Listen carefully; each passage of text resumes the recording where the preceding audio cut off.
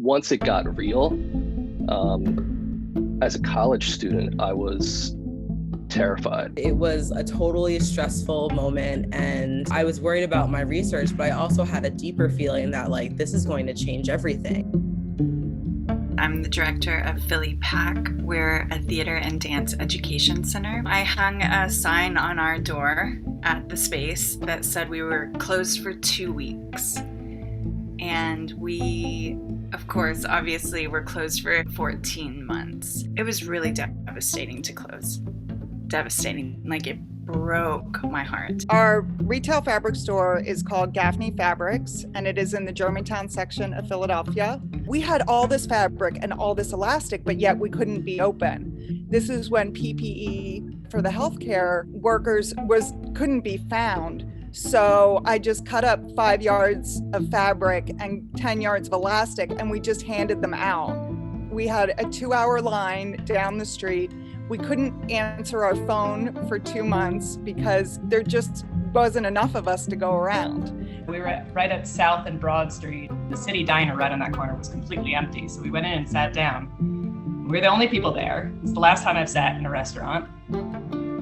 President Trump was on the TV in the background, declaring a state of emergency. And I kept looking at my husband, and I kept saying to him over and over, "Did I tell you about my great-grandmother? She died of the Spanish flu. I didn't know her. I don't know anything about her." And then I would look at him again and be like, "My grandmother didn't know her mom because she was only 2 or 3 when she died of the Spanish flu." I think I was mostly just unable to find any words about the moment we were in. So I was reverting back to wondering about this other moment. I'm from Taiwan. I've been in Philadelphia for 3 years. I realized maybe this is real for the first time in January, as I heard from my friend. And I started to get very nervous and then very anxious. I worry about my family in Taiwan because Taiwan is so close to China. And so I constantly call my family, almost every day, to check, are they okay? Philadelphia announced lockdown in March 13, which is Friday. So it was like hit to me because I know it is coming. My parents have a house at the shore, and I love getting up and going down and seeing the sunrise. And I usually take a picture. And I thought 2020 had been such a blur.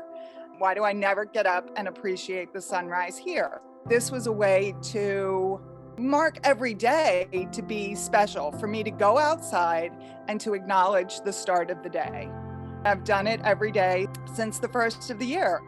Usually Thanksgiving is held at my parents' house for my extended family, and there have been years that we've had 30 people there at their house. And this year that wasn't an option. They have a garage door that they propped open, and they put some heaters in their side of the garage door, and I just bundled up, and we had a table that was half in and out. I think the isolation really forced me to be with myself.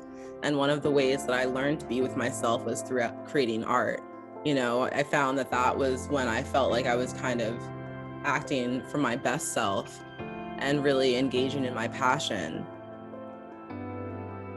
I told myself that, I wasn't going to stop painting. This is my thing. I'm going to keep doing it no matter how tough it is. From March to December, I ended up making 34 oil paintings in my basement studio. Those paintings for me ended up becoming a relationship with my inner thoughts and personal experiences, and forced me to stop and appreciate the beauty and power of a simple moment. Really, that's what my paintings ended up becoming about, and that really helped me through the pandemic. Whenever you go out now, it's just, there's always a restriction, and it's everything kind of feels terrifying. I'm excited for that to be lifted. I've kind of developed a more positive attitude because it feels like I've had to. I feel like the past year as a warning has everything to do with like climate change to me, like, which is something that in my lifetime I expect all of us to confront, just sort of on a more consistent and persistent and omnipresent level.